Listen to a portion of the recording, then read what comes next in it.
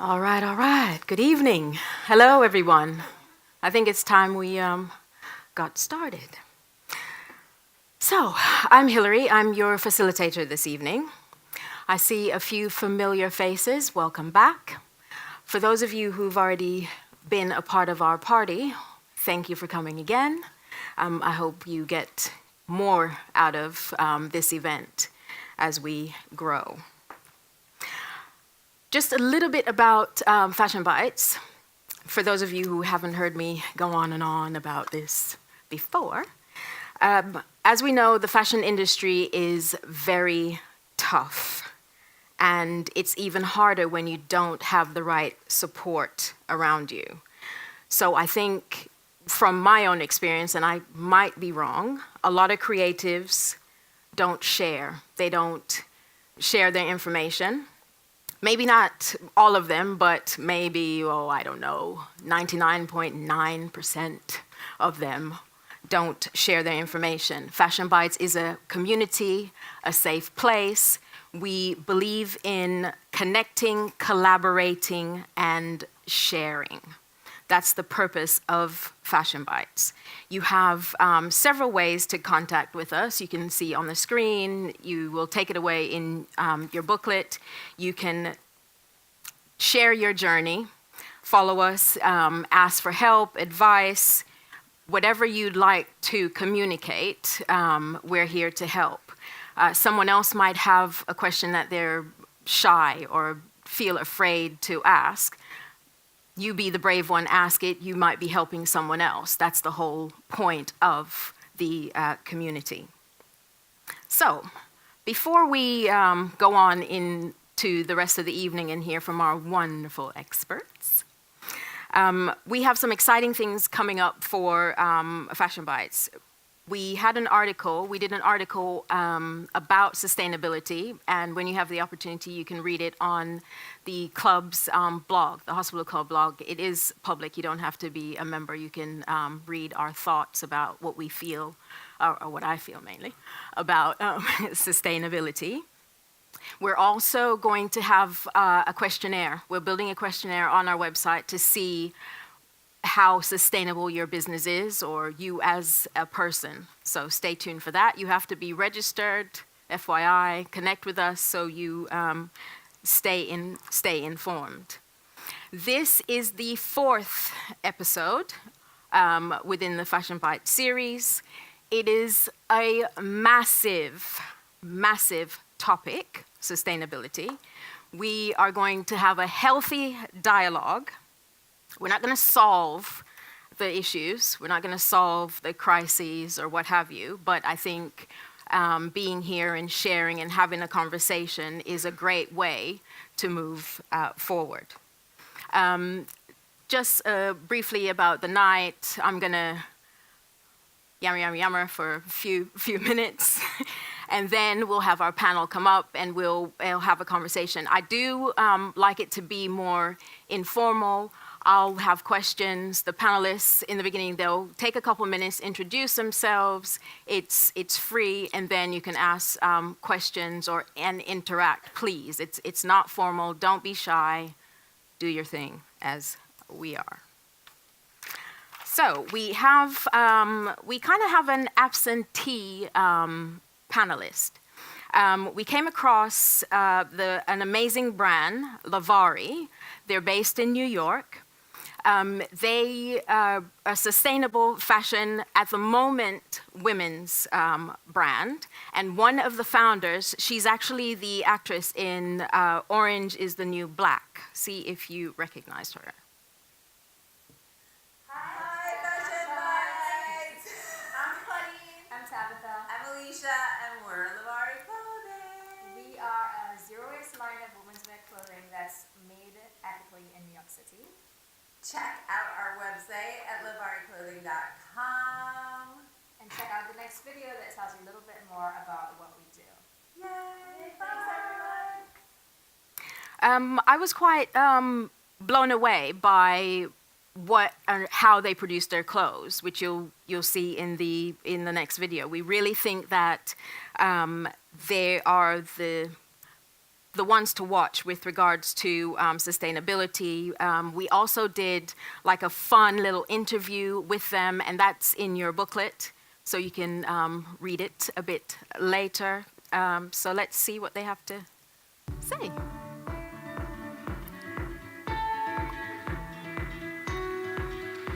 Our collection is made out of remnants, things that would have gone into landfills.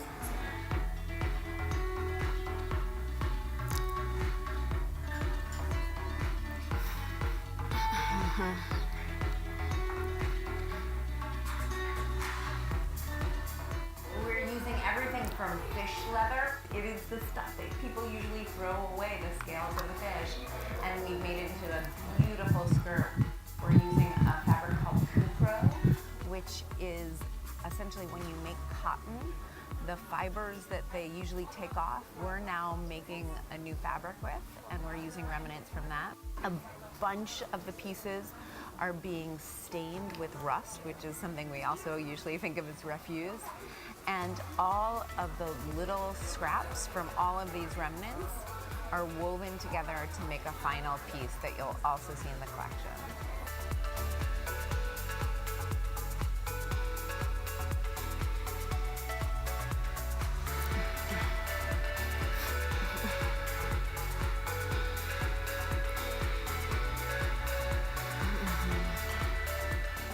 They don't have to feel like they have to get half naked just because they have to breastfeed, just because they have to feed their kids. The top has snaps, and then you can breastfeed right here. So yeah, and then when you're ready to finish up, you just snap it back on, and you're all done. I think every fashion designer is their own human and gets to make their own choices. And I hope we inspire consumers to think about their consumption and to feel amazing when they buy our clothes.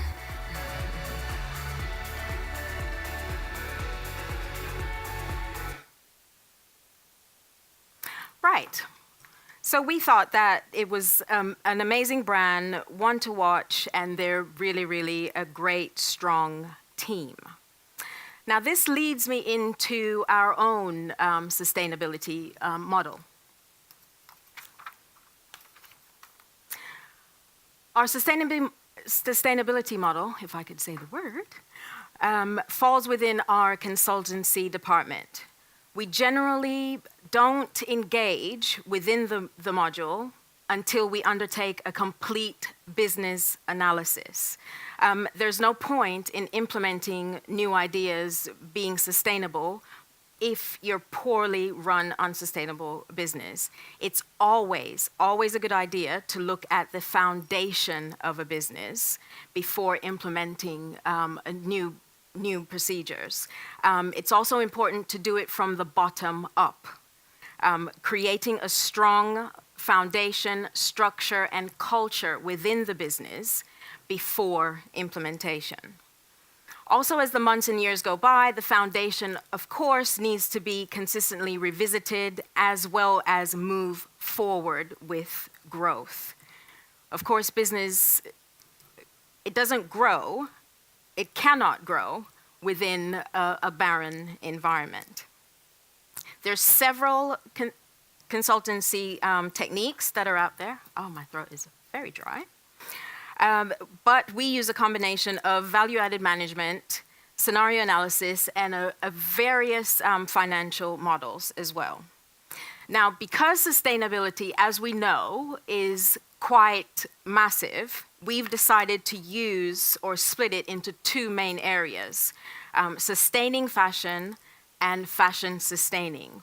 For that reason, that's why you have the sign on our booklet, and the article is labeled Sustaining Fashion, Fashion Sustaining, What's the Difference? Now, fashion can only be sustained if you have designers and manufacturers. Without these two elements, there's no fashion. The manufacturers, chemists, designers, etc., we consider that physical. Conversely, sustaining fashion relies on sales and consumer buying power. Again, without those, there's no fashion. Those are more intangible. You have the sales, the marketing, the PR, the beautiful photograph, catwalk, and so forth. We look at that as psychological. Within the two distinct groups, fashion sustaining and sustaining a fashion, when it comes to sustainability, we use the areas within the diagram, the 6 areas, so that there's transparency, ownership, and responsibility. Now, if we start with the environment, the physical, this is where we look at land damage, water pollution, raw materials being imported, can they be sourced locally, etc. The psychological consumer behavior. Now, we all know that a business cannot justify millions of investment to stakeholders if there isn't a market there. So we have to look at when investment is justifiable. We have welfare and ethical. Of course, we look at wages, safety, the work environment. Is there potential for lawsuits? That sort of thing. Technology, you have cleaner technology, filtration system for dyes, the lighting, LED lights, that pertains to technology. Reputation. If you're an ethical brand and not sustainable, we think you're in trouble, because the two should merge or go hand in hand. How important is your reputation? Are you going to be modest in the arena, or are you going to be vocal? Of course, we feel that you should be vocal to move forward and get more people involved in the future of sustainability. Then we look at profit. This makes me laugh because you have a lot of consultants, businesses, governments preaching about sustainability. I will get that word right. Before the night is over, I'll be able to say it. And the ethical, etc. However, money is scarce, profit is even scarcer. But it's not possible to invest if you're not making profit. That's why we're in business. We're there to make money. But we think that both can exist. You just have to find the right way of doing it. So that's enough of me going on, right? Thank you very much for indulging me. And you see our model for sustainability to a degree, and if there's any questions, I'm around later after a lot more red wine. And without further ado, shall we get our panelist on board? We have Stamo, Victor, Dr. Carolyn. Please take the stage.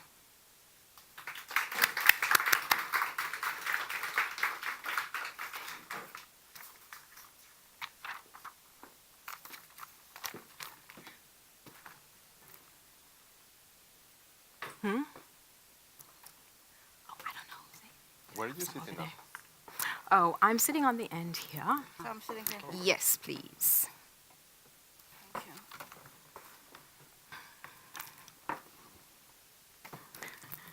Right.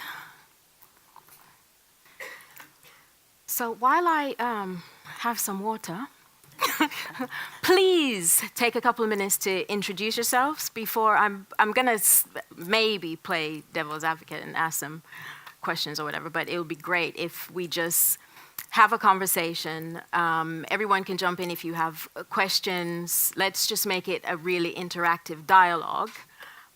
Please, everyone looks shy and quiet at the minute, but that needs to change. Just a FYI. Okay, please start.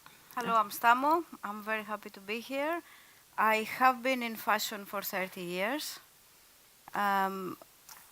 Since 2010, along with my business partner and designer, because we were designers, Elena Garcia, we started Ecolux London. The reason we started this because we were doing, back then it was Aesthetica, and we weren't getting the customers we wanted for our brand. So we decided we're doing our own thing. And we did have this twice a year biannual exhibition for open to buyers and press until last February. Since this September, we have decided it's not worth doing London Fashion Week anymore for various reasons, mostly business ones, and we will be diversifying. My background is production in fashion, menswear and women's wear, and I also have a master's in business. So that's what I also teach in Istituto Marangoni. That's me. Thank you very much. Dr. Carolyn? Thank you. I'm Carolyn Mayer, and I'm really delighted to be here tonight. So thank you, Hilary, very much for Thank you. inviting me. I'm recently left London College of Fashion, where I was a professor for psychology for fashion, where I set up the master's courses there that apply psychology in the context of fashion, so right across the fashion industries, from design through production, through marketing, through retail, through consumption, and through disposal of clothing. And every single aspect of fashion involves humans. And so psychology is really important in fashion, right from the conception of a fashion item to actually disposing of the fashion item. Since leaving LCF, I'm now a freelance consultant to industry and to education. And my main mission, well, my mission, not main mission, my only mission is really to try to encourage the fashion industries to be more sustainable and more ethical. And I continue to do that as a freelance. So thank you. Thank you. Victor? Hello, Hilary. Hello. Thank you for inviting me as well. And I hope my voice doesn't sound very deep, but it does. I cannot change it. I studied business management back in Spain at University of Navarra. After that, I studied fashion design at Istituto Marangoni in Milan, and then I moved to London campus. And then I focused on menswear. After focusing on menswear, in the meantime, I made an internship with luxury brands in Spain for women's wear. And when I graduated, I moved to New York. I worked for a luxury brand for menswear, bespoke tailoring. And after that, I came back to London after Trump and the visa and those things to work for a premium brand called Jaeger. After that, I moved to Reese, and now I'm currently working for a design agency called Dewhurst. Dewhurst makes around 500 million garments a year for different mass market brands, and I am running the designs for ASOS, menswear, and Topman tailoring.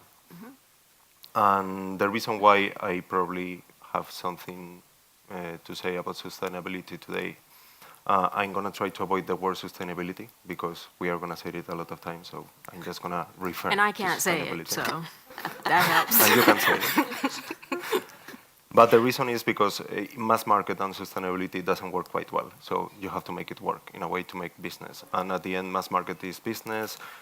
Business doesn't relate to what the theory tells. So yeah, there is a lot of contradictions in fashion. Yes. And it's very well explaining here, fashion sustaining and sustaining fashion. Thank you very much.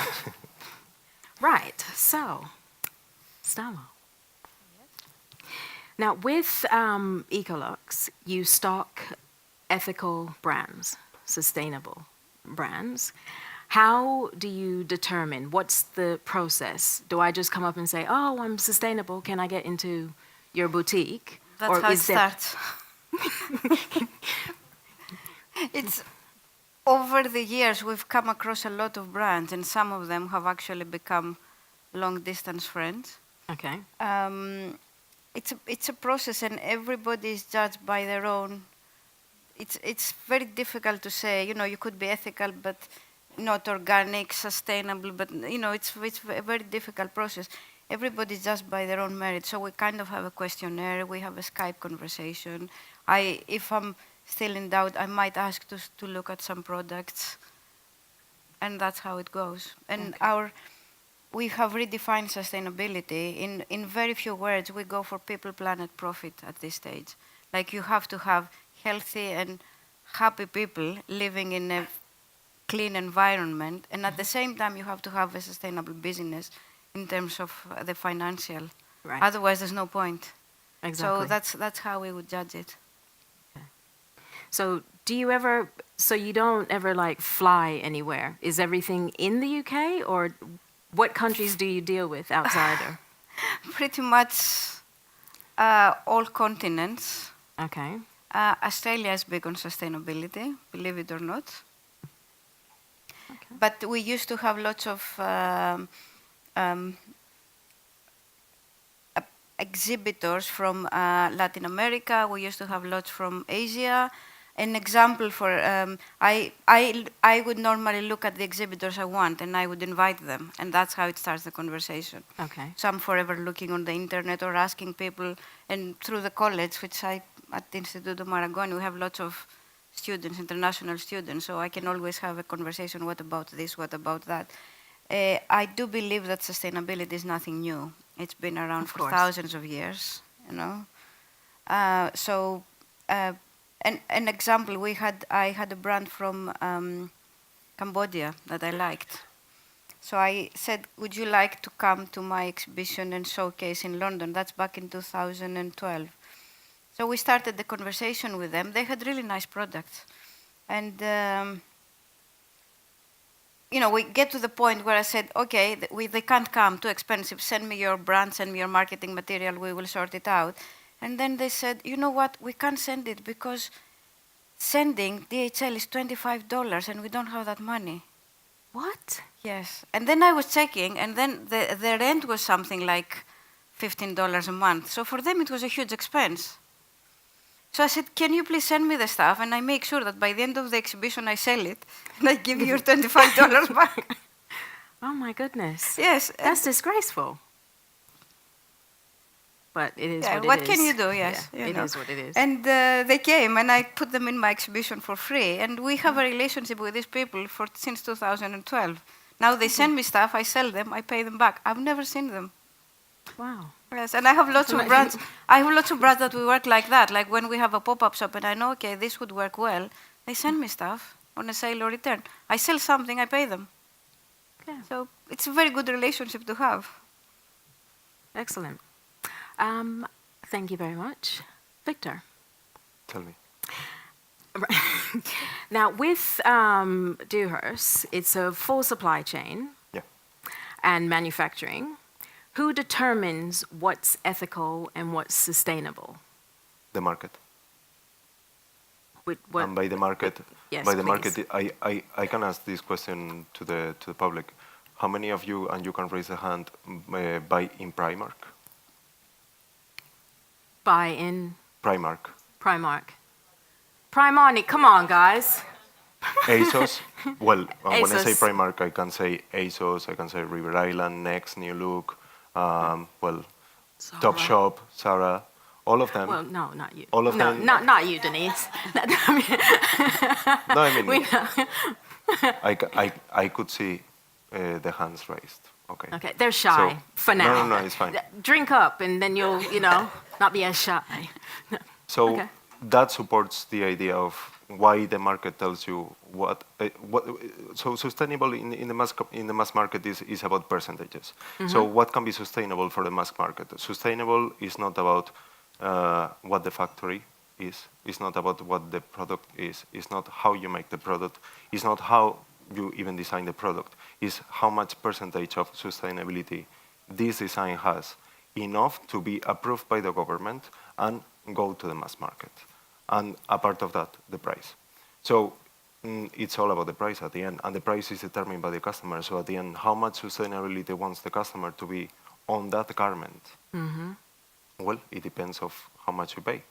So in terms of that, I could say that for at least the brands that I work with, we commit with at least, by our side, 50% of sustainability for each product. That's why we are very expensive. Expensive for them, I mean, but sustainable in a way. But the word sustainable is like what it was sustainable, what it was the concept of minimalism, I can say Yeah. the word. 4 years ago, Scandinavian, a year ago, and now the word, the trend into the fashion is sustainability, which is a concept that is very tricky.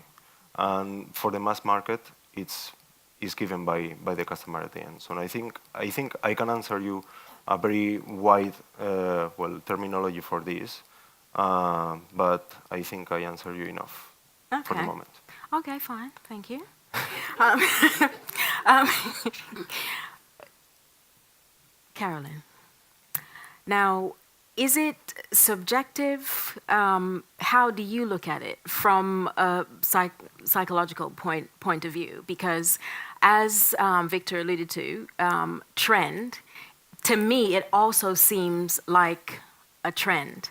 It's been there forever, but now it's like the thing to say, like inclusion, diversity, is just one of those other boxes. Quite irritating, but it's there. So what's your take on how we are? Well, I think the fashion industry is changing for the better, actually. It's taken a while, but I do think they are taking notice of the consumers, and we vote with our wallets in the end. So I absolutely agree with you that what is a trend, although the trends are kind of imposed on us, in the end we vote with our wallets. And the sustainability issue has been around forever, and the industry hasn't really taken it on board. But we are seeing changes, and we are seeing positive changes. From the luxury level, the Green Carpet Awards last month in Milan, for example, I mean, they were quite astounding, I think, in terms of trying to be sustainable, whether the sustainability agenda is addressed efficiently from the outcomes of the Kering group, for example. We've yet to see. But I think in terms of diversity, inclusivity, and now with the objectification of women, which is another issue, but I think that's going to change in the fashion industry too. I really think that it's been slow until now, but I think we're seeing a positive change, and I think it's going to happen quite quickly. I think the change is going to take a step jump. I hope very soon, Yeah. because with the marketing, because you can't get rid of fast fashion. Yes. Because Oh. I mean, if I can afford a £2 T-shirt, I'm going to do Definitely. that. But Definitely. we also need to talk about how to take care of it. Absolutely. You know, the washing, dry Absolutely. cleaning, that kind of thing, which nobody really talks about. You just go on with your day to day. No, I totally agree with you, and I think the fast fashion. Sorry, I don't know if I'm No, speaking too much here. No, that's fine. But fast fashion. So lots of people in the fashion industry talk about buy less, spend more, and that's not something I would ever say. I say buy less, But better. spend what you can. Less but better. Less But better. but better. Yes, exactly. Buy wisely, choose wisely, and take care of your clothes. So exactly what you're saying. Wash it carefully, and look after things. And you can buy a £2 T-shirt if that's what you can afford, but you can look after it. But what you don't need to do is buy 10 of those £2 T-shirts at the same time. That's the thing. And to reinforce your idea, I think we have to differentiate. There is a difference between the luxury market and the fast fashion market in terms of sustainability as well. So the reason why there is an improvement, of course, in the luxury market is because this kind of fair issues, for example, that Stella McCartney started doing from the very first moment without that. But now organizations like PETA, are promoting more and more and more against this kind of design process. It's a design process at the end based on the customer. But if you educate the customer, even if it's a luxury customer or even if it's a fast fashion customer, if you educate it towards a good end, then it will answer. Yeah.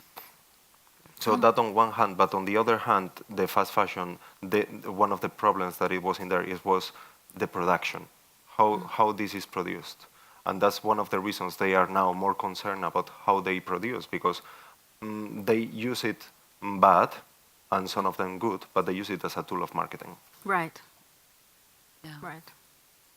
Stama, do you find that your customers, do you think that they are actually bothered that is sustainable, ethical, where it comes from?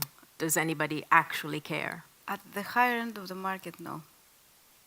They don't. All they bother is about design. If on the side it has a nice story and it makes me feel a little bit better, that's even better. And that's what pretty much all marketing reports indicate, that at the higher end of the market, they can afford anything. They will go for the one they like. So design is very important. Right. So are we looking to the that's another word I can't say. The millennials. Millennials, yes. Those ones. Well, they're the next largest group with disposable income. Are we looking to them to, sustain the industry? Are we going to start doing marketing to them? Because now, I think with social media and the internet and so forth, that's why we're talking about it so much. As you said, it's always been there.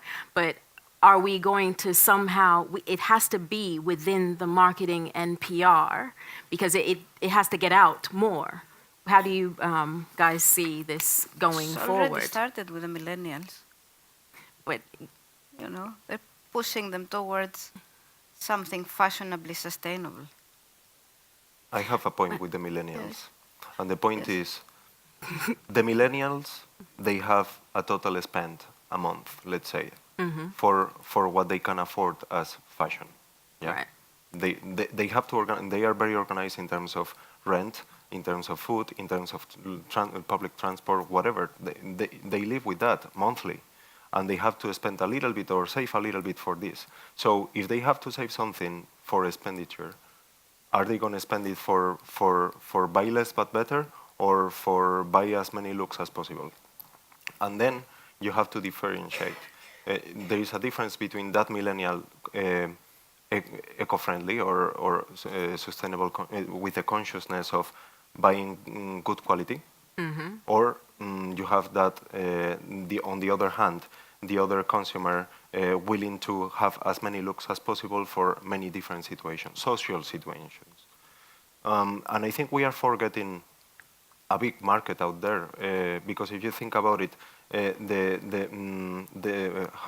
birth rate is going lower and lower. Therefore, Yes, it's decreasing. the society is getting older and older. But if you are getting all the studies and all the research about the millennials, which means young people, you are leaving all the old people, and that's a big market in which you will find a good opportunities for buy less but better, which means sustainable. Okay. Good point. They don't always allow me. They don't always see it as sustainable. A lot of the customers I come across, it's either they want it because they know quality, so they will go for the good quality and buy one coat that I will have for the next 20 years, or the other answer I come across is, I don't care, I will be dead. Oh, wow. Yeah, and I'm like, yeah, okay. That's a bit severe. yeah, but it's my reality. Yeah. You know. Wow. Okay. What's your perspective on that? Tell us what we need to be thinking. Well, I don't think it needs to be labelled as sustainable. If you buy something that's going to last you 20 years, then fantastic. Yeah. You don't have to explicitly say it's sustainable. You just keep it for 20 years. Well, that's amazing. Yeah, I agree totally with what you've said, that, it depends. And I think when we talk about groups of people, millennials or older people or like younger people or whatever, the differences within those populations are as many as between the populations. So, there are the millennials who think very carefully about what they buy and they are driving the sustainability agenda. But there are others who want to wear something different every day, and the Instagram thing where you can't be photographed in the same outfit twice. That's got to change. And I think this is something that I hope the fashion industry will take on board. And the people who lead the fashion industry, the celebrities, and I do this on purpose, if they can be seen wearing the same thing more than once. I think that will be hugely influential, and also the fashion influencers, the bloggers and people like that. So I do think that's changing as well. I think the industry is looking at bloggers who are more or less authentic, and people are looking more towards more authentic bloggers who don't sell out just because they're going to be sort of Popular. supported, yeah, or popular. And so it's changed from having 100,000 followers that will get you a contract with some brand or other to 10,000 followers or fewer for people who are authentic, who stick to what they actually believe. And I think And you can buy followers, so that's not exactly even... you can buy. That's exactly the thing. And so, you know, I do think things are changing. I think the whole thing is coming to like a tipping point where all the things are coming together. So the diversity, the inclusivity, all these issues that the fashion industry has had for a long, long time that they've managed to sweep under the carpet because they're a creative, dynamic, open, blah-de-blah industry. And actually they're not, you know, and they're being called out over these things. And it's all coming together, hopefully. Yeah. Hopefully things have started to 10, change 20, 30 years. Oh, before that, I think. Before Hopefully. that. I think we're seeing changes now. I think that change will... Victor doesn't look convinced, but I am very convinced. okay. No, I'm just saying yes. look convinced then. And I, I just think, I think things are changing now that... But we have to market it or package it in a way because Yeah. for people to think they're cool by wearing the same thing twice or get more Yeah. of the Kim K's on board or something because they're so not helping That's right a good now. point. Coolness comes from this. Coolness comes from what's cool right now. What's cool right now comes from the social media. What's on the social media right Yeah. now that you can see? Active life, high performance things, good and healthy food. So that, sociology speaking, that's very associated with sustainability for some reason, which it doesn't necessarily mean sustainability. Right. But because of this, people just get on the loop and they make it in this way. That's why brands, and you can see a very good example of everything you said in the a comparison between United States and Canada. Brands in United States like Ralph Lauren, J. Crew, American Apparel, all of them going down. Which ones are rising? Canadian. Lululemon, Kitanes, all these brands that they are implying this kind of new coolness, which is active life in a way. Yeah. But what we are talking right now is how a product can last longer, and that's not sustainability. That's design. You are designing a product instead of for being for 9 months, for being 20. That's not sustainability. What is sustainability? Because we are touching the surface, but we are not getting deep on the meaning. And the meaning is to make things with certain ethics towards human beings for working, and towards nature to preserve the nature. So, the question is, how do you merge this into a business and That you can make money and from. make it in a way profitable, but also good for society? And that's how brands, startups are coming right now. They are very concerned, and I think that's a very positive thing, not only in Silicon Valley, but in Germany, for example, Zalando is a retailer that is going really good steps into the e-commerce in this way.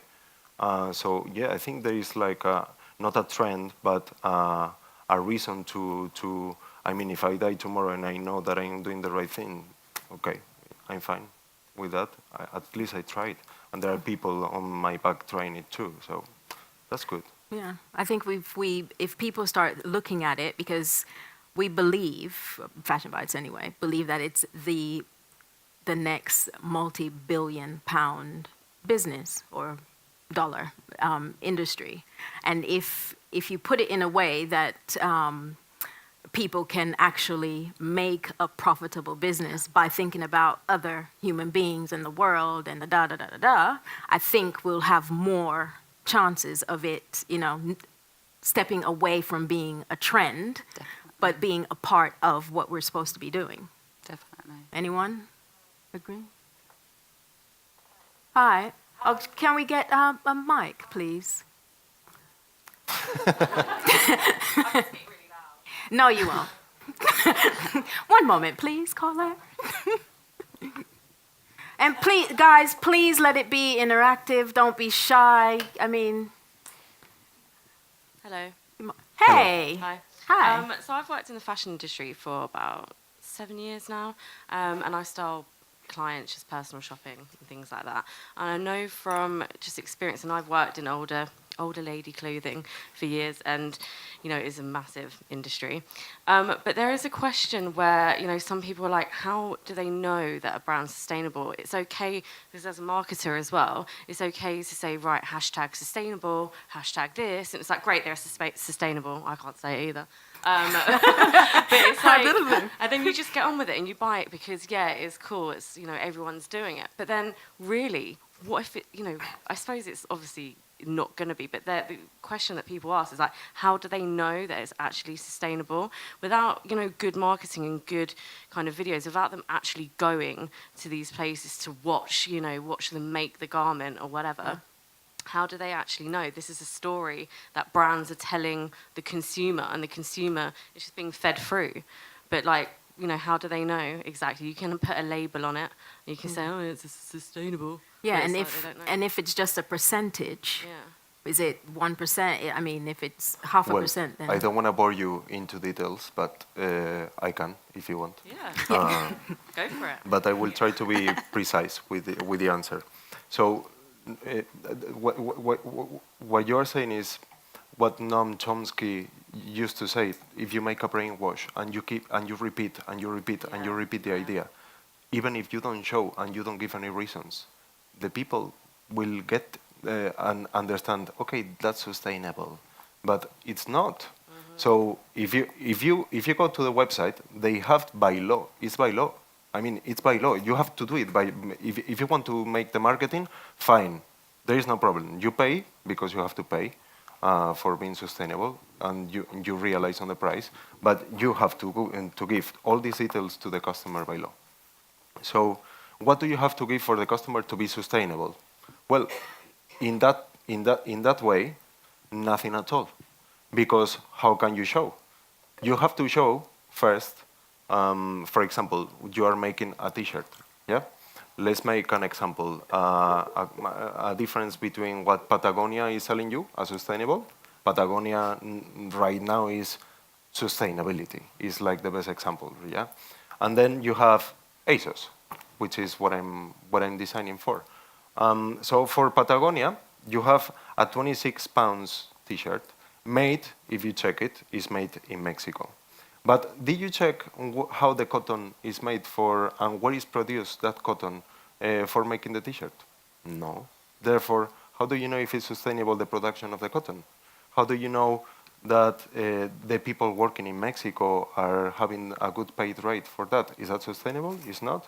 They don't tell nothing. They just go for a video. The designer makes a video explaining why the reasons why. Sorry, my English is still a bit. The reasons why this product is functional but never sustainable.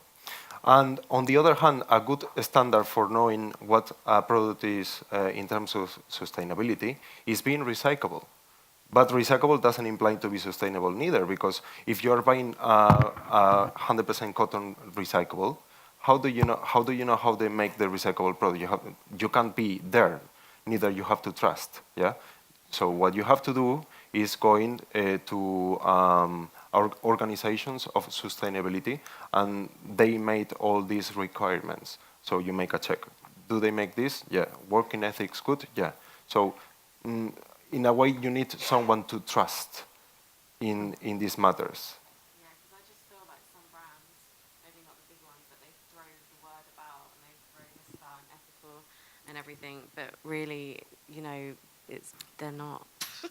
Really, if you delve deep, and I think if you know your stuff, then you know that. But I don't know. I just feel like they're kind of fooling people a little bit just by getting on the bandwagon with the word sustainability, and then it's just going to water down. I do agree that the industry is getting better, and I think certainly with like influencers and influences. But it's just worrying that it's just gonna be. Can I also say, in terms of production and in terms of buying, price could be an indication. Like if you buy a T-shirt for £2, it costs 40p. Somebody is not getting paid there, somewhere along the line. So price could be an indication. Again, in terms of the factories and the manufacturing, the big reputable companies are vetting their factories really, really strictly.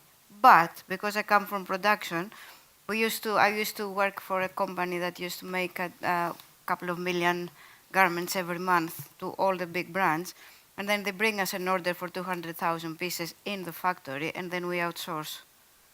We're never going to say no to an order. So this outsourcing bit goes anywhere. Nobody knows. Nobody knows how much is paid, who is working on them. It comes back, leaves from our factory, which has been vetted. So where is the sustainability there? So it's very, very, and like, where is the cotton coming from? Could be organic, but not ethical, because the person who's picking it is not getting paid. You know. Yeah, a good example of the Yes. cotton is Supima cotton. Yeah. Supima cotton is considered like an elevated cotton, or at least is what it means in a way. But Superior Supima quality. is superior, but it comes from the United States. So all the pesticides, yeah, Pesticides. pesticides Yes. that they use to keep this cotton as superior are contaminating the environment. Yeah, it's So, well, that's not sustainable, sorry.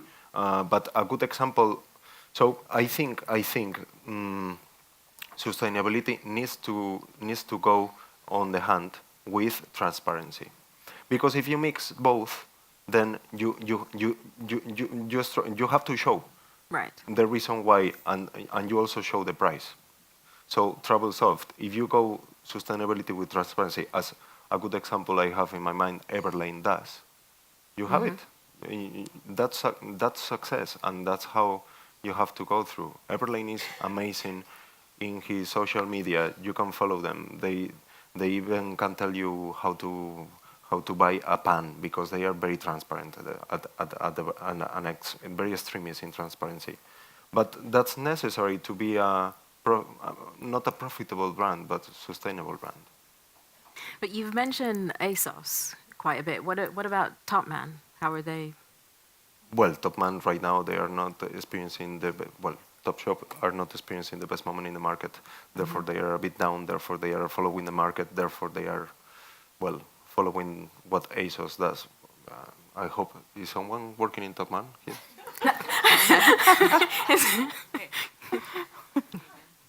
I've got a friend who does footwear design for Topman, and she does.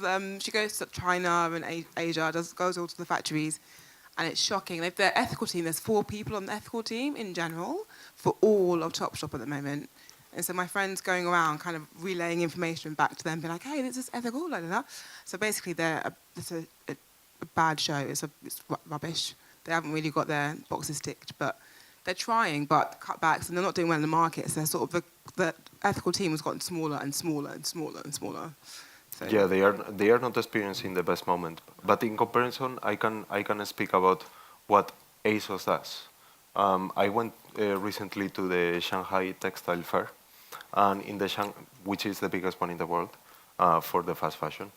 And in comparison with the Text World in Paris and the Premier Vision, so in the Premier Vision you have all the ranges for the luxury market and premium brands. Obviously, fast fashion can't afford, therefore they go for inspiration, which at the end of the day means copy. And then you have the Text World, which is a little approach of what Shanghai Textile Fair is, but not many people can afford to go to Shanghai, therefore they go to Paris. Which it makes sense, because you have really good stuff in there. But when you go to Shanghai and you see 8 halls, therefore 10,000 meals from Asia, not necessarily from China. You have Taiwan, Cambodia, South Korea is very good, India, Japan. Each of them are there, and you have to find a way, because they are very tricky. You are buying the average for give you some information, the average for buying a meter in there will be around $3. So, and look the price that you are paying for those $3 for jeans, for example. So you have to be very careful in that way. But how can you, at the end of the day, they don't want to hear these things. They just want for the price. And ASOS is not going, so in some ways, they accept that because obviously they are fast fashion market, but we are running programs like with recyclable, that everything is recyclable, and we know how the recyclable things are. I just don't get on a note, this is recyclable. No, show me how it is. And also the working ethics for the people. You mentioned before in Cambodia they couldn't afford a £20 or something courier, Yeah. and not necessarily Cambodia, but I go to India in 2 weeks, and I go quite a lot to India because we have factories in there that I go to check each 6 months to see that everything, no, everything, even the floor, it's perfect for imagine that I can work in there. If you think like that, then, well, obviously, this matters, but you have to make sure that everyone lives in the right way. And in India, the average salary is $20 for these kind of workers, machinists. So you have to play with that. Is that ethically in UK? No, obviously you cannot live with $20 a month. But in India, based on in the law, you can. Are you following the law? Do you think the law is corrupt? Those are ethical questions. But in terms of the law, which is what you have to follow, well, you pass. You know what I mean?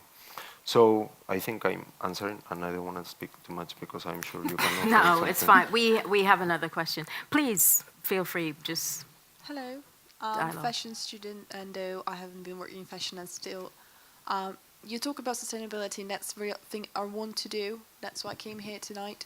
But and I understand that sustainability starts from the higher, like luxury brands, which are going to change the way of doing clothes, and they're like educating not just the customers but the smaller brands.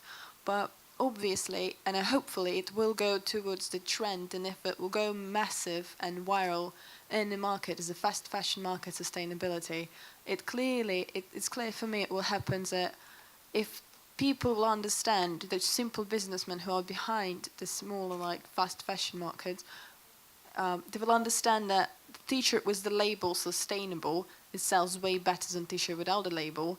When it will be the peak, when it will be the trend and hype, like teenagers call it, well, can it happen that it will be just simply putting the labels for those my peers and like younger than me, 16, 17 years old, like teenagers who do not really bother of checking up sustainability, but they know that this is sustainable, this is on peak, this is really fashionable now. Will it ruin the idea of sustainability in the end? Can I answer? I don't think so. I think that one person starting to use the word sustainability or trying to live more sustainable, whichever that might mean for them, it's good for sustainability. Saying that, do you think that the fast fashion is sustainable? Because there's two, It's not. yes, changing your wardrobe every season, is it sustainable? I think all of us in here have enough clothes to not buy anything for the rest of our lives, and we're still buying. So I think that's a big... Yes, please. Okay, so to come back to your point about a label with sustainability on it, I think that would turn off a lot of people, actually, rather than encourage them to buy it, because the word sustainable often puts people off buying, and the evidence shows that. So people don't like that word. So I think it's quite important to try to think of other words that mean sustainable, and we see that, so handmade or made with love, or these kind of terms that are not sustainable, which are kind of often linked with a kind of hippie idea, or made of hemp or something that's like really not very glamorous. But I think people will buy into something that is promoted by people who they care about. and also the other issues we were speaking about, why, how can we get the change, is to get people to care about like how it matters to them. What influence does it have to them personally They have now? to connect with it. Now. Yeah. So we can talk about the damage to the environment and the world and the, things are going to be terrible in the future. But people generally don't see themselves in the future. They see themselves now. So what are the instant benefits for them of buying ethically, of choosing ethical items? And you're absolutely right that we all have enough clothes in our wardrobes. So there are studies which show that we actually have 80%, and I think possibly more than that, 80% of the items we have in our wardrobes we don't even wear. And probably the 20% of the remainder that we are supposed to wear, we probably wear rarely. So, we buy more than we need, but we are psychologically programmed, if you like, to want novelty. So we notice novelty, we want novelty, we want newness. This is the appeal of fashion. This is what fashion... And you have the catwalk, Yeah. you Exactly. see now, buy now. That needs to go away. Yeah. Because that see now, buy now, straight, Yeah. that is not helping. No. Need to get my Then words we out. all don't have a job. Sorry But- to say, if that goes. No, but we do. Yeah. Okay. May I give you a mic? I can speak a bit louder if you like. Nay. And I think you have a sustainable brand, don't? I have to disagree with you Okay. about the see now, buy now, because it is kind of a call for sustainability, because they're saying we're not going to keep trying to keep up with what people want. This is what we have. Do you like it? If you don't, we might just repeat it next season, which a couple people did when it first started. So Okay. I see it kind of as reining in that forward thinking, forward buying. We can't get it. People want it so badly. So if it's there and either you're going to want it or you're not going to have to wait 2 seasons for it. So some celebrity is not going to be getting it celebrity special, special, and putting it on their Instagram for them to see. And to say, well, I want that because the people that start with a K have it on Instagram, so I want it too. So I kind of see it as a positive and not a negative. So Okay. because a lot of the brands that are doing it aren't fast fashion brands. They are luxury brands with products that are going to last longer, that are going to be in your wardrobe.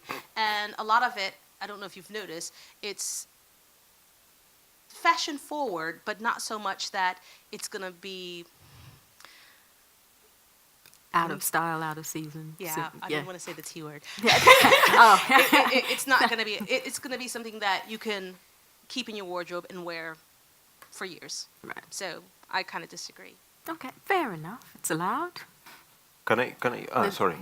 There's a question at the back as well. Please. No. No, go ahead. You can address Denise, and then we'll get to I Sarah. just wanted to reply both. So the first one, I think that's a very difficult question to answer. But my answer to that question is related to how you educate the customer. Because on one hand, you have these people willing to make the change, willing to make the world better. And by better, I mean sustainable is part of that. It's not only that, but they are willing to do that. But there are a lot of people, younger people, that you have to educate in a way, or at least it's your obligation if you want to preserve this world in a better than you found it. So in that way, is fashion a resource of education for these matters? That's a good question to ask. There will be businesses willing to make more profit of sustainability. Therefore, they were willing to make the label in that way. But there were other business, on the other hand, that it will be an honor for them to defend those fields. So you have to choose, and it doesn't matter what you choose if you are willing to keep educating the people for that. Which, if you are willing to make a fashion business, well, it depends and relies on you, not on the rest. At the end, the rest is followed by the market. And I agree with you. Celebrities can be a good source of motivation and education at the same time for this, but lasting products, it doesn't necessarily relate with sustainability. That's designing. That's how you create the clothing, and well, that's all I have to say. Hi, I just wanted to ask, with regard to, are there any websites that you can personally recommend or resources where the consumer can check out brands and see more into the ethics? Because obviously you only get a certain side of the story on the brand's websites. I've searched, there are certain places you can look, but I wondered if you could recommend any better resources to check the ethics of the brands we're buying into. There are a couple of government websites that I can send you that I've looked at, but a lot of it is just repeating the same thing about how the percentage of stuff that's imported, and it's all optional for companies to sign up and be a part of the program. But I will send it to you. No. Pardon?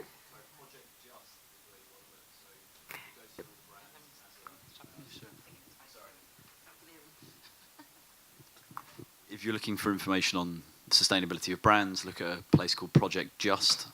They look at all brands from Nike, Adidas through to startup brands, and have a model, or rather, a framework with which they then measure the sustainability and the ethics of each brand.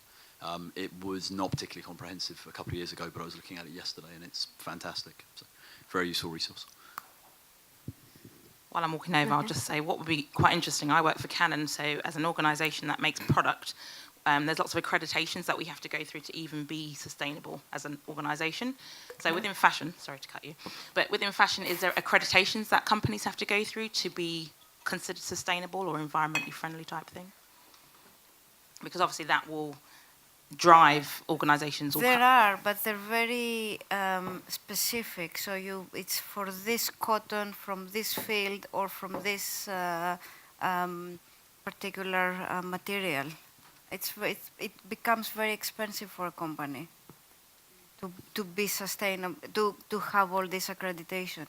In terms of the factories, sustainability, you can get an ISO, for example. If you get an ISO, if you manage to do that, that's kind of a sustainable, not sustainable, but it's an accreditation that your factory is basically, yes, it's some sort of quality standard. So it becomes very expensive. There are, yes. Andreas, I just wanted to talk a little bit about the German market. I was participating in the Berlin Fashion Week last year, and they have an exhibition. It's called Green Fashion Room, or Green Fashion Exhibition. So already they have about, I think, more than 100 collections, fashion collections, and they're very much into green fashion. So it's all organic. And there's, of course, also when you talked about transparency, there are different seals in Germany. I don't know how it is here, but there is differences as well. So there's the GOTS, which is a global organic textile standard, and this seal looks through the entire supply chain. So from sourcing raw material goes through manufacturing, everything. So the labels like Armed Angels, I don't know if you know this collection, they have this seal. So all of the products are completely certified with this seal, and I think I got the impression it's a very niche, a very small niche market. In Germany, is becoming very, very big, and the customer is very aware of what he's buying. Like C&A, they have organic cotton. People are very aware of what's going on. Even Primark, you will not believe this. Primark has joined in Germany a big initiative from the Minister of Economic and Development, and they are now in projects developing standards in terms of environment, water, pollution, and of course fair trade, meaning salaries, people and workers can afford, can make a living. So this is in the process. Here in the UK, I don't know. I just saw and looked on the website. How many shops do you have here? So they're just like 4 or 5 in London. I found very limited. Maybe there are more, but in Germany, I just can say it's a big and growing market. I totally agree with you. It's growing, and it's in Europe, in the European Union, is the best one by far. It's growing a lot in France, but Germany right now is the leader in that way. In Spain, for example, and Germany based, well, I can tell you another story other day about Hugo Boss, by the way, and Zetaseña. They have a collaboration and they're very interesting. But in Adidas, they started, and by Adidas I mean as well in collaboration with Stella McCartney, that she's running a collaboration with Adidas. At the end, it's a circle. But they are in a project involved with a Spanish brand called EcoAlf, EcoAlf, which for me is a sustainability overall in the market. What they originally started doing was like paying to the sailors around Spain at the beginning, and then now globally, to the sailors going to fishing to instead of fishing, take all the ocean waste, and from the ocean waste they began making raw material to make it into weaving, and by weaving, fabric. So, and they are transparent as well, because on each fabric they tell you how many bottles they have used to make your coat. Obviously, this process of technology, because here, it disappeared. But the technology process, there are good technology for being sustainable and bad technology, but technology is always good. Yes. But they are using a very complicated technology in order to make this raw material a fabric. And Adidas is been working with that, but they did it for the profit, and they made a mistake in there because someone realized making those sneakers, and now they are not selling anymore. They tried as well to make, based on this fabric from EcoAlf, a T-shirt for the football team Real Madrid. They played one match, and it was raining, and it was destroyed, the T-shirt print. So, wow. You have to be careful when you commit to, like, I mean, Primark is from Ireland, and Irish regulation is different, but in UK, it's like what you said, the GOTS is really, really important to follow for these things, and you have to be very careful. Okay. We've got one in the back. Yeah. Hi, because we are setting up the London Fashion Fund, and we would like to focus on the fashion sustainability as well as, you know, supporting the sustainability communities. And I think there are 2 parts, kind of questions, but also throwing you guys something to think about. Because previously, you are talking about the transparency and the resources, about the materials or everything. And that kind of reminds me of the event I went, and people are talking about using the blockchain to help the industry become more transparent. So I don't know how many of you heard about the blockchain technology. And because the whole idea about blockchain technology can really make the whole process transparent, and kind of like even including like how companies resource their materials, how they produce it. But of course, at the moment, it's kind of still in the experimental process. But I think to educate the industry that sustainability is important, as well as to use those technology to help to improve it, it's probably quite a good way to do it. Because I mean, as you guys were saying, like, how do we know, you know, the things people are using, or brands are using, companies are using, are actually sustainable? And so, well, that's one thing maybe we can all think about. And the second part is, I think, I mean, I'm from a customer point of view. I want I want the fashion items, Of course you new do. trends and everything. Yeah, And so I find this concept is really, really interesting. I attend an event, and this company, what they are doing is as if what Apple is doing. So Apple have this program. You pay a monthly fee, so every year you get a new phone. Of course, you need to give the old phone back, but that's a way, they recycle their old phones and then provide you a new phone. So I know this company is a jeans company. What they're doing is you pay a fee, maybe £10 something a month, and then every month you can return your old jeans back, and then you get new ones. And I think that's also a different way, which possibly really matches I'm a customer, so it matches what I want, because I want new items. Go to the shops and I want to buy things, but I know if I buy too many, or it's not sustainable.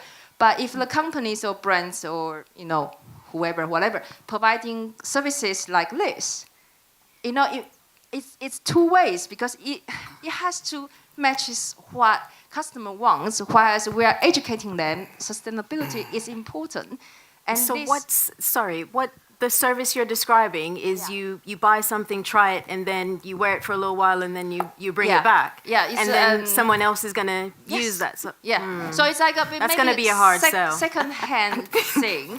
But charity shop is worth it. No, just but not two things maybe. That's very but people altruistic. choose to go to a charity shop. If I choose to go into the high street, I want something that nobody's tried. Can I just? Sure.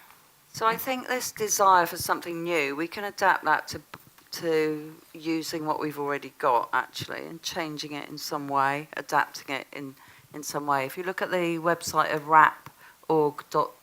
rap.org.uk, which is a government organisation about sustainability, they've got all sorts of tips and hints about how we can adapt what we're wearing, what we've got already in our wardrobes, to actually love them more and use them more and keep them for longer. So yes, we do want new things. We do want fashion items, and that's what drives the fashion industry. But in the end, if we're putting tons of waste into landfill sites, then that's not helping the environment at all. And so we need to change our way of thinking about what we want and what's new. And we can make novelty from what we've already got. And it's not that hard to do that. But I know that won't help the industry. But I don't think it has to be an either or. I think that we can buy and buy wisely. But we don't have to buy every week, every day, and buy something new. We can have new from what we've already got. Find a healthy balance. Yeah. And answering your questions, you said something first about the blockchain. Blockchain. Yeah, you mentioned the blockchain, the Bitcoin. How that's I want to speak with you about that, because it's the first time I see this thing. It can be unbelievable to have 5,000 investment in one Bitcoin for fashion. Let's see who is the first one. I don't know how to replay that. But then the second one, technology versus which that is a factor of improvement. You mentioned that. I will relate it with your third thing about the Apple example, and all the things that you like.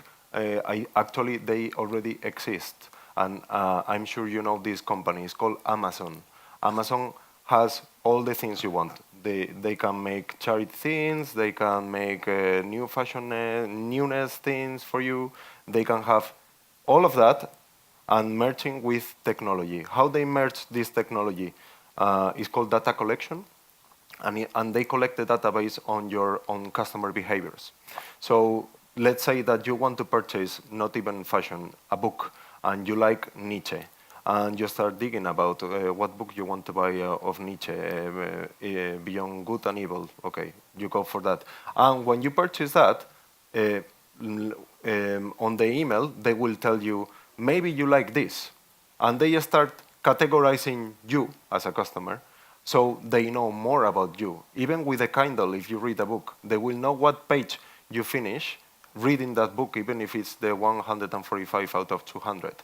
But they know. They know everything, so they collect as much information as possible to narrow all the selection in the world for you, which is a good thing and a bad thing, but it depends on you at the end. So yeah, technology is very good. Data collection is improving a lot fast fashion, but not in the sustainable way, in how you process information, which is a completely different thing. For example, the fit makes 50% more percentage of probabilities of selling one garment to the market if you have the right fit.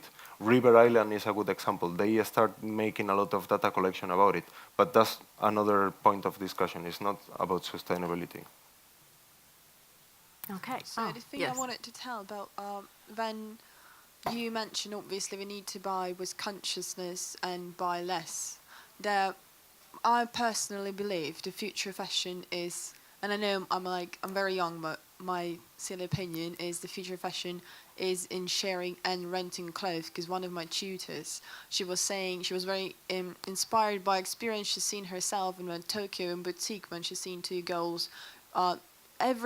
Each one of them could not afford to buy a dress, but they just combined the money and they bought a dress and they talked to each other when they're gonna wear it. It's just actually sharing a dress because they were similar size. And I've done my research, and the most popular at the moment a website featuring merging designers, the platform called Wear the Walk, where if you know about it, so you just go there and you have retail price, and you can either subscribe and you can just rent it for the month for very silly money. For £30 you can wear a coat for £800 for the whole month and enjoy it and then give it back. You pay less and you enjoy what you wear. And I think it's just a genius idea, and I would love to be, when I become as a designer, I would love to be just participate in one of those things.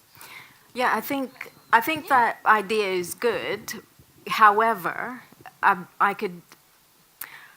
would lean towards using that if I have like a special event and there's a gown that I could never afford and I'm not famous enough to borrow anything. So I could go and rent it, use it, do all the pictures and then send it back. But as a regular thing, I personally would have a difficult time. Yeah, I doing would that say, on a regular basis. Yeah, I agree with Hilary. Sorry, hello. I would also say just really be careful of the small print with these platforms. I think because I've signed up in the past, whilst researching handbags, I'm obsessed with handbags, but I can't afford Chanel or anything. So I'm thinking maybe if I have it, take a few shots on Instagram, whatever. But if you read the small print, every little detail of that small print, if you get any kind of mark on that dress, on that bag, if it's a tiny little scratch, you'll get scrutinized for it, and you'll have to pay.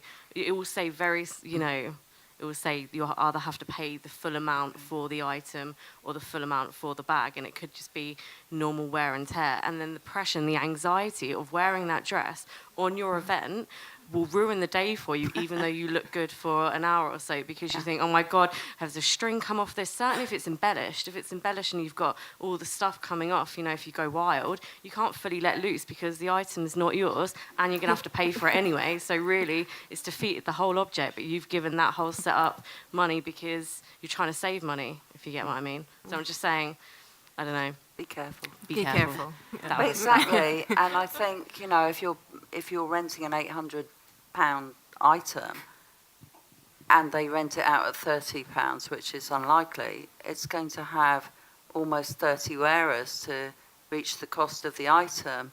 And so if you were the 29th wearer, you might not be getting an item that's in very good condition. I think for an £800 item, they'd probably be charging a lot more than £30 anyway. And I think your point is really key to this, that you could end up paying for the full item if you just lose something off it or it's not perfect when it goes back. I mean, the idea in principle is great, but I think in theory it might not work as well. And it certainly doesn't work for everyday items. And I would like to ask a question. Do you think renting is sustainable?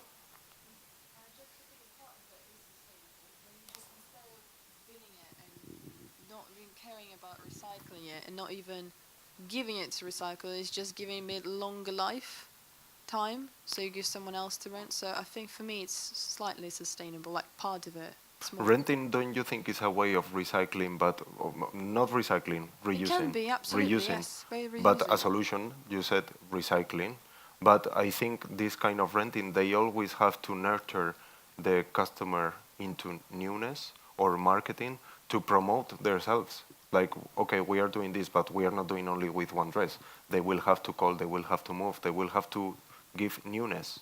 And the newness comes from the coolness. So in that way, there are certain ways to be sustainable in that way. But you have to be careful, as everywhere else. In every single industry, you have to be careful in this way.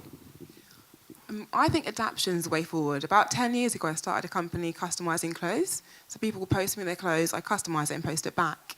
And that was a long time ago, and it didn't quite take off. But nowadays, you see a lot of customized clothes. And I think that's the way forward, adaption. So I think more and more you'll see shops that offer that service where you can walk in and bring your clothes and go, actually, I want this particular embellishment.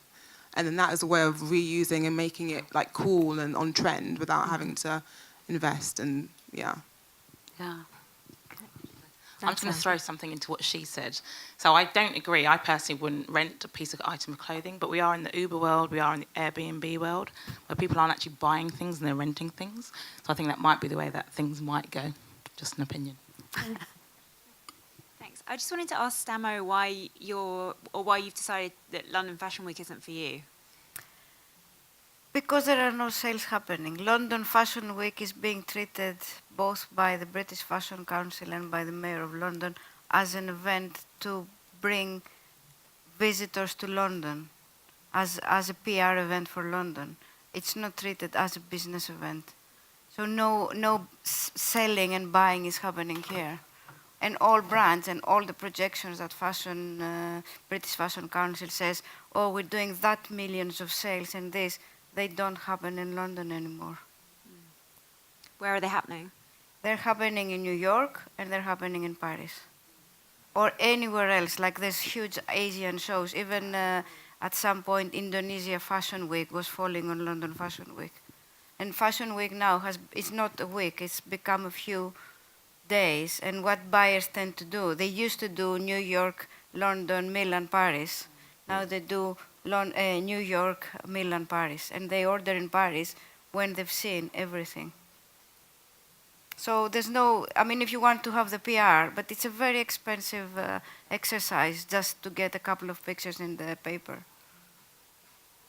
And it's, personally, I don't feel nice to tell somebody, come from India, spend all that money, make a collection, bring it here, knowing they're not going to get any sales. So we need to diversify. We will be doing other things that we will be selling directly to the public.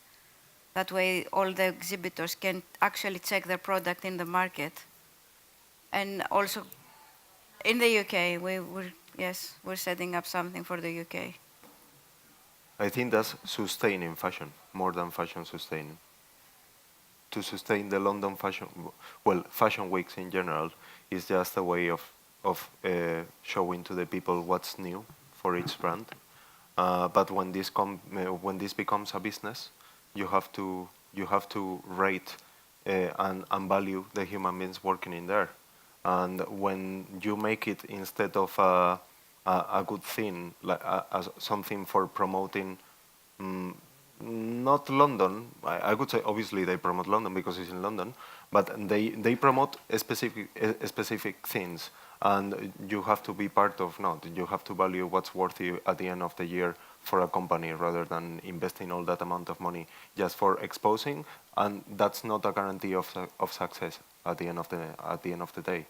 One fashion week or two, I must say, that I consider that they are on the top right now of showing the good values of fashion. I could say, and correct me if I'm wrong or if you disagree, Seoul and Tokyo. Right now they are driving. They are driving. It's like I'm always astonished with all the newness that they are bringing to fashion, and the way they are teaching in Japan is amazing. For participate only on the fashion week, they check every single pattern can't be done before, not even in history, but by any other designer. That's amazing. That makes you think, that push you, that makes newness something valuable. On the practical side, allow me to say that the brands that are participating in London, it's like I said, it's a very expensive exercise. So they choose to not do London anymore. If you're a big brand, you can choose to show wherever you want, and big brands show everywhere. They show in New York, they show in Milan, they show in Paris. Small brands, they have to pick and choose where their audience is and where they're going to get accounts. I think the small brands are moving more to New York because they promote much more the small business. Exactly. Yeah. I agree with you. There is an example of a luxury brand called Del Pozo. I don't know if you heard. They were originally from Madrid. They moved to New York, and since then, Michelle Obama started wearing one dress, and bam, everything magic. As you do. Any more questions? The resource that that completely went out of my head earlier is the HIG Index. It's the Sustainable Coalition, so it has a lot of information, and it is optional to sign up and become a member, but a lot of brands are, there's information about brands and what they can do and so forth. Sarah? Okay. Anyone else? No? Samo has a couple of pieces here that you can see, because sometimes people think something is sustainable, it might not be fashionable or pretty, but this proves that it can be. So you could talk us through this one. This fabric is made by an English company. The whole thing is made in England. Of course, this is silk. Silk comes as fiber from wherever they bring it. Given that they supply the likes of Chanel and Givenchy and Armani, it's an expensive product. So 3 out of the 5 processes are happening in the UK. So the fabric is branded as made in the UK. The garment is made in the UK. That's EU law. Okay. Yes. The wool they have, because they have amazing wool, the company is called Laurent Garrigues. It's been around forever. If you're designers and you want to check them out. It's very popular. Yeah, they do Textile Forum. And they have something like 60 colors of this. And you can match it with linen, you can match it with wool. The wool, when I ask them, where do you produce your wool? Because everybody would think that UK is a wool producing company. They say they don't produce wool good enough in the UK anymore to make the kind of fabrics they make, the really amazing fabrics. Anyway, that's a different story. But this garment is made in London. This is cork produced from Portugal. They make the best cork. Again, it's made in London, the garment. And cork is becoming very popular as an alternative to leather. It feels good. That's very selling. Eh? It's very selling. Yeah, well. Enough. No. Thank you very So much. you can have a look and you can have a touch and feel. Yes, and you don't have to wash the dress. You just wipe it. Just wipe it off. Well, it's naturally. We need a lot of that. It's naturally waterproof. You know. Any final words? What I wanted to say to all of us is we cannot be radical. We cannot have radical views. It's not possible anymore. Otherwise, we have to live in a cave and have our own garden outside the cave and get a little stone to gather water. It's just not possible. So you need to be able to be flexible within sustainable boundaries. That's what I have to say. Thank you very much. I think we should push boundaries. We can, but you know, all of us are wearing clothes that are probably not made in the UK. No, but we can change. Yeah. That is going to change soon, but... Yes. Okay. I spent 5 years having garments only made in the UK. No. Why should they care? But that's what I'm saying. Wait. You have to repeat yourself now because people at the back didn't hear you. I was just... Start again. Sorry. You gotta start again. It was there their argument, and she was saying we need to change and we need to be more sustainable. And you were I said talking we about need to push boundaries. push boundaries and having things made in the UK. I didn't say that. I said we need to push boundaries. But who said made in the UK? No, I'm just That's saying what I that we responded to. cannot be radical in terms of sustainability. But who said made in the UK? Because that's what I was responding to. No, I said that The court dress was made in the UK. No, just then. I just said probably all of us. Yes. Yeah. Okay, well. Yes. No. But you know, at the end, made in is a matter of taxes. Yes. Made in UK, made in Italy, made in Taiwan. Taiwan is tax free. Where do you want to make it? Okay, Taiwan. That's it. North Face is going there, and people are buying North Face like animals. No, North Face. Okay. Okay. I see. I know what North Face is. But I don't know who said it. Someone said about being made in the UK. I don't know who said it, but that's why I responded. I said it. Well, Yeah. But I and it is a part of sustainability because your footprint, as far as I'm concerned, if I'm flying my clothes in from someplace, then I'm hurting the environment. So my clothes really aren't sustainable. But I make my clothes in the UK, and people really don't care. They don't want to pay that extra bit of money because it's made here, because I'm not, someone in some third world country is barely making a living, and, they're all living in one room. So people sometimes care and sometimes don't. And I do have to use this word. It is a trend. Sustainability is a trend. And unfortunately, it has been around a long time, but people just aren't thinking. And when the trend dies down, and when the big brands stop talking about it, it's going to kind of get buried again. And that's the bottom line. Are you sure it's going to die? I don't think it's going to I said die. get buried. I didn't say die. I said get buried. It'll level off. It'll just be one of those things. Because people, I think people are changing. I think they're taking it on board. I don't think it will die. I don't think it'll be buried. I think now is the time for sustainability, actually. I think people are really getting on board with the damage we've done to the environment. Yeah. And I think that people are actually beginning to realise that enough is enough and we have to take care. And yeah, I get people don't care. And there's lots of countries in the world where clothes are manufactured where people give a really negative interpretation when they don't know how the things are manufactured, and they may be very, the people are treated well or they're treated badly, and people don't care about that. I absolutely take your point.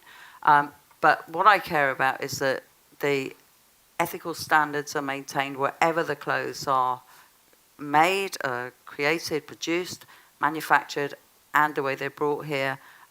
If they can be made in the UK, if that reduces damage to the environment, then great. But there are other issues as well, and it's hugely complex, obviously, and it's not just the making. Sustainability isn't only about production. It's about, people as well, about keeping your clothes, about caring for them, washing them properly. The way we launder our clothes damages the environment as well. We have to be careful about that. Exactly. And, there was a Radio 4 debate that I was part of last month, and there was a materials scientist from the University of Leeds talking, and actually he said there is no such thing as sustainable cotton. Actually, cotton is not sustainable in any shape or form. Yes, so we may buy things that we think is sustainable. In terms of cotton, it's not sustainable. So the whole area about education, about consumer behaviour, about production, it's hugely complex. But I do think things are changing because we are seeing the damage to the environment now. We're seeing climate change. It's happening. And I think when people see the damage that's happening to them personally, rather than out there happening, it's going to happen someone else, it's not my problem, it's not in my yard. But I think people care now. We can see, we see it. It's now. In the UK, the environment, the weather is changing. And all over the world it's changing. And I really hope you're wrong. It might just become the norm. It's got to happen, yeah. It needs to become the norm, but it Yes, needs if to be it becomes- packaged. I mean, people, it's a business at the end of the day. That's why it's such a complex and Yeah, bigger conversation. It's a business. But it So- needn't be either or. I think it needn't be a sustainable business. In the end, people want their businesses to be sustainable. You know, what's an unsustainable business is it collapses. So, you know, sustainability has multiple meanings. And, you know, you want your business to be sustainable as well. We vote with our wallets. You know, we're all consumers here as well as business people. You know, we can make it happen. Any final thoughts?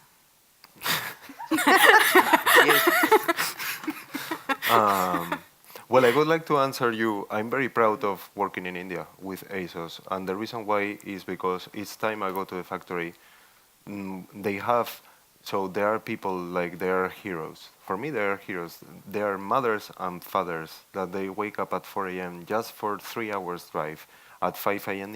in the morning to arrive at 5 a.m. in the morning to the factory. They have the first breakfast in there. They have the kids racing, going to the school that the factory commits to have the school next to their parents, which means like 20 meters far away. For the baby borns as well, they have something in there, and they also have a siesta, and they you can see joy in there. So joy is not given by slavery. It means that someone is doing a good thing.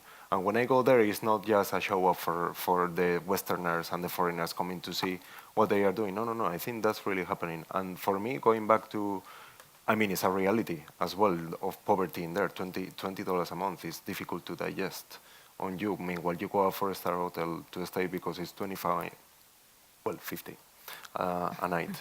But still, I mean, it's affordable for me. That is a good thing, and it's happening as well, not only on a trend, but on a social level. Sustainability is one part of the big puzzle towards where we are going, and fashion is very aware. Is very aware. You can see in the luxury market how they analyze the trends coming from the youth. With Gosha Rubinski and Keba de Masalia, with Betemans and Balenciaga, how they influence it, even Gucci, how they influence it. This youngster, not millennial, young approach to fashion and collaborations with other brands that they've been for subcultures, but they now merge with luxury, and suddenly all the fast fashion takes all these ideas and make them affordable for everyone, and at the same time they are all driving into good, active and social ethics. So there is more than a trend. I mean, the ones following the trend don't care about them. Just choose your way and follow it however you prefer. Excellent. Nice way to finish up. Please join me in giving a round of applause to our panelists. Thank you very much for coming. You can please stay, network, enjoy the club. We're not kicking you out or anything like that. Have a drink. There's a restaurant, there's a pool room, martini bar, yada, yada, yada. Thank you very much. That's it for us for this year. Our next event is February, and it will be on finance. We have to talk about it.